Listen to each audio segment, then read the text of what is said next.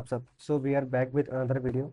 So in this video like we are going to start with the microservices. So जैसे कि मैंने बताया था कि जब से मैंने EC2 वाला वीडियो डाला था लाइक आप कैसे फुल स्टैक डिप्लॉयमेंट कर सकते हैं EC2 के ऊपर, तो काफ़ी सारे लोग के कमेंट्स आ रहे थे कि हमारे पास अगर माइक्रो सर्विस आर्किटेक्चर है तो हम उस आर्किटेक्चर को कैसे डिप्लॉय कर सकते हैं. ठीक है, तो ये वीडियो में उसी के बारे में देखेंगे. तो फिर चलिए स्टार्ट करते हैं. सो मैं इस वीडियो के प्रीरिक्विजिट्स बता देता हूँ आपको क्या क्या चीज़ें आनी चाहिए. आपको बेसिक लैम्बडा वगैरह आना चाहिए, आपको क्लाउड वॉच आना चाहिए, लाइक आप लॉग्स वगैरह चेक कर सकते हो. थोड़े बहुत आपको आई एम रूल्स के बारे में पता होना चाहिए कि आई एम रूल्स क्या होते हैं. एंड आई थिंक इतनी चीज़ें. एंड थोड़ा बहुत कोडिंग आना चाहिए. लाइक अभी तो करंटली मैं सपोज नोड जेएस यूज़ करने वाला हूँ, बट अगर आपको पाइथन यूज़ करना है आप पाइथन यूज़ कर सकते हो. ऐसा कुछ वो क्या बोलते हैं, लैंग्वेज डिपेंडेंट नहीं है. जस्ट आपके कॉन्सेप्ट के हिसाब से आपको चीज़ें उसमें ऐड करनी पड़ेंगी बस. ठीक है, चलिए फिर स्टार्ट करते हैं. मैं अपना एक्सेलेटर ओपन करता हूँ, वहाँ पे फिर एक्सप्लेनेशन पार्ट पे आते हैं. सबसे पहले देख लेते हैं कि लाइक हमको माइक्रो सर्विसेज चाहिए क्यों. ऑलरेडी जो हमारे पास चीज़ें थी उनसे दिक्कत क्या थी. तो अभी के लिए कंसिडर करते हैं कि मैं तीन सर्विसेज लेता हूँ फॉर नाउ. एक हमारे पास है पेमेंट सर्विसेज. ओके, एक पेमेंट सर्विस है, एक ऑर्डर सर्विस है, एंड एक तीसरा अभी ऑथेंटिकेशन सर्विस है. ठीक है, तो अगर लाइक आप लोग ने मेरा EC2 वाला वीडियो देखा होगा, तो EC2 के वीडियो के हिसाब से क्या होता कि हमारा जो नोड जेएस एप्लीकेशन है उसके अंदर ही ये तीनों सर्विसेज होते हैं. लाइक यहाँ पेमेंट भी होता. मैं इसको थोड़ा सा छोटा कर सकता हूँ क्या, छोटा कर. हाँ, जैसे पेमेंट भी यहीं पे होता, एक पेमेंट कंट्रोलर वगैरह जो भी चीज़ें होती, फिर ऑर्डर भी यहीं पे होता, और क्या बोलते हैं, ऑथेंटिकेशन भी यहीं पे होता. और इसको हमने क्या किया था, इसको हमने EC2 पे डिप्लॉय कर दिया था. We have deployed this to EC2. Okay, अब इसमें दिक्कत क्या है. दिक्कत ये है कि चलो मुझे अगर स्केल करना है, अगर आपको कुछ एप्लीकेशन स्केलिंग नहीं पता है तो काइंड ऑफ क्या होगा कि जब आपके एप्लीकेशन पे लोड बढ़ेगा तो आप चाहते हो कि आपका जो लोड है, जैसे मेरा एप्लीकेशन था, ओके, तो ये मल्टीपल एप्लीकेशंस में स्प्लिट हो जाए काइंड ऑफ. ओके, फंक्शनलिटी में सब कुछ सेम है, बस जो मेरे रिक्वेस्ट आ रहे हैं, जो भी रिक्वेस्ट आ रहे हैं, ये रिक्वेस्ट है, ये रिक्वेस्ट है, वो आपस में डिस्ट्रीब्यूट हो जाए, ऐसा समझ लो. ओके, तो इसको हम बोलते हैं काइंड ऑफ स्केलिंग, कि मेरे पास मल्टीपल रिक्वेस्ट को एक्सेस कर सके एट ए रन टाइम वगैरह. ठीक है, चलो.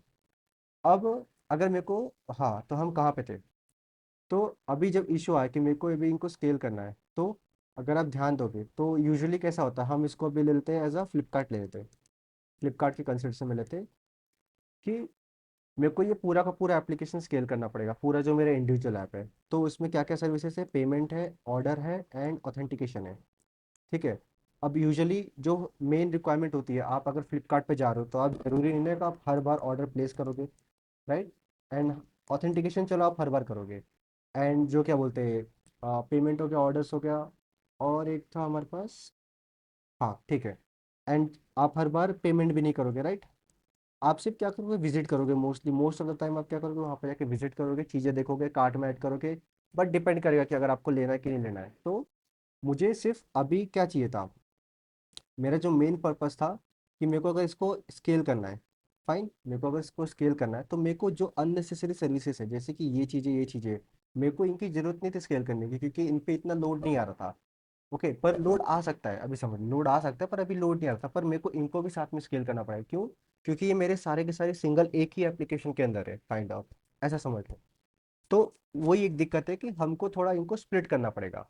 अब स्प्लिट करने पे क्या फ़ायदा होगा, मैं चलो वो भी दिखाता हूँ. तो हम क्या करते हैं, इसको थोड़ा सा हटा देते हैं यहाँ पे. ओके ठीक है, चलो. अब इसमें डिफरेंस क्या आ जाएगा. तो अभी के लिए मैं एक लैम्बडा यूज़ करने वाला हूँ, बट आप EC2 भी यूज़ कर सकते हो. जस्ट आपको सर्विसेज अलग अलग रखनी है, ऐसा समझ लो. मतलब काइंड ऑफ आपके डिफरेंट नोड जैसे एप्लीकेशन चलेंगे. फाइन. तो अभी क्या, अभी कंसिडर कर लो कि ये एक मेरा पेमेंट सर्विस है.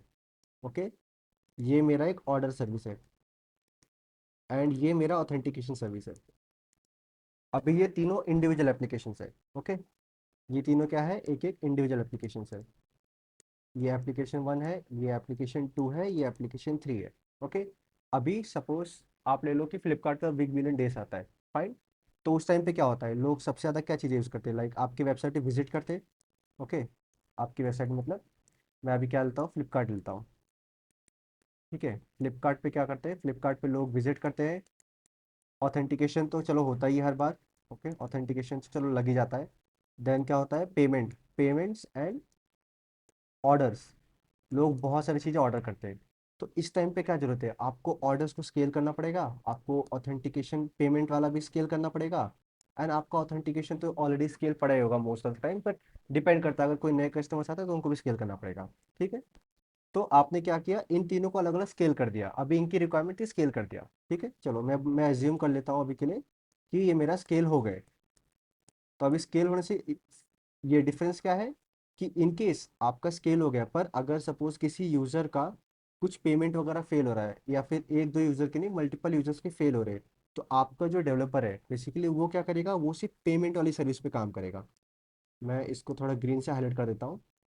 ओके, वो क्या करेगा, वो इस सर्विस पे काम करेगा, उसको इनसे मतलब नहीं है। क्यों? क्योंकि ये दो ऑलरेडी चल रहे हैं, ये दो चीजें ऑलरेडी चल रही है, तो इनको छेड़ना क्यों है। Okay, basic rule of programming, if it works don't touch it, simple. तो मुझे क्या करना है, मुझे सिर्फ इन दो इस पे ही काम करना है। मैं इसको फिक्स कर सकता हूँ, और जब तक मेरा ये इशू फिक्स नहीं हो सकता, मैं यूजर को टेम्परेरी रिस्पॉन्स भेज सकता हूँ कि कुछ टाइम बाद ट्राई करो। बट यूजर क्या करेगा, स्टिल आके आपकी वेबसाइट पे ऑर्डर प्लेस कर सकता है। चलो ठीक है, पेमेंट नहीं चल रहा है, एटलीस्ट वो क्या बोलते हैं, कैश ऑन डिलीवरी ले सकता है ऑप्शन। तो उसकी ये दो सर्विसेज चल रही है, बस ये सर्विस अभी के लिए फेल पड़ा है, कुछ तो इशू चल रहा है, तो वो फिक्स हो रहा है। तो ये फायदा माइक्रो सर्विस पे आने के लिए। अब इसका नेक्स्ट सिनेरियो क्या हो जाता है कि अ, मेरे पास बिग बिलियन डेज खत्म हो गया, बिग बिलियन डेज खत्म हो गया, तो मुझे क्या इसको अभी भी स्केल रखने की जरूरत है? नहीं जरूरत है ना, तो मैं इनको डाउन स्केल कर दूंगा। अभी के लिए मेरे को एक ही इनका सर्वर चाहिए बस, तो मैं ये पेमेंट का एक रख दूंगा, ऑथेंटिकेशन का एक रख दूंगा, सॉरी ऑर्डर्स का एक रख दूंगा, और ऑथेंटिकेशन के दो रख दूंगा अभी के लिए। ऐसा समझ लो, A2 मतलब दो सर्वर से काइंड ऑफ, और वन मतलब एक एक सर्वर से हमारे हमारे पास ऐसा। ठीक है, तो मुझे अभी इनकी जरूरत नहीं है थी, तो ये अपने आप डाउन स्कूल हो गया। मैं हर एक सर्विस को individually scale up and down कर सकता हूँ डिपेंडिंग ऑन देयर रिक्वायरमेंट। ऐसा नहीं कि मेरे को सबके सबको 10 सर्वर्स देने हैं, ऐसा जरूरी नहीं है। ओके, जितनी इनकी रिक्वायरमेंट है उसके हिसाब से आप स्केल अप एंड डाउन कर सकते हो। तो ये बेनिफिट है हमारे माइक्रो सर्विस आर्किटेक्चर का, जैसा कि आपको समझ गया होगा।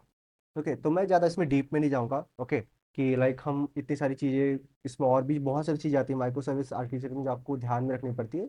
बट हम सिर्फ हमारा जो एप्लीकेशन डिप्लॉय करने वाले उसके पर्सपेक्टिव से मैं बता रहा हूँ काइंड ऑफ ऐसा, कि आपको ये सब चीज़ें ध्यान में रखनी। तो इससे आप समझ जाओगे, आप खुद ही सोच पाओगे कि हाँ, मेरे को ये चीज़ करना पड़ेगा, मेरे को micro service kind of implement करना पड़ेगा, ताकि अगर कभी कुछ इशू आ रहा है तो मैं जो मेरा पर्टिकुलर सर्विस है मैं उसको ही इशू मतलब उसको ही सॉल्व करूँ, इंस्टेड जो मेरे ऑलरेडी चल रहे हैं उनको क्यों छेड़ूँ, ऐसा है। ओके, ठीक है। तो ये था माइक्रो सर्विस के बारे में। अब हम जो नेक्स्ट वीडियो में देखेंगे कि हमारे पास एक बेसिक सा लैम्बडा रहेगा जिसको हम डिप्लॉय करेंगे AWS पे विद दिस आर्किटेक्चर, सिंपल अलग अलग आर्किटेक्चर के फॉर्म में डिप्लॉय करेंगे। ठीक है, तो मिलते हैं अगले वीडियो में। तब तक लाइक आप चेक कर सकते हो कि आपको लैम्बडा वगैरह आता है कि नहीं, नहीं आता आप मेरे लैम्बडा की वीडियो देख सकते हो। क्लाउड वॉच वगैरह आप थोड़ा सा पढ़ सकते हो, इतना कुछ नहीं है, बस उसमें लॉग चेक करना है काइंड ऑफ।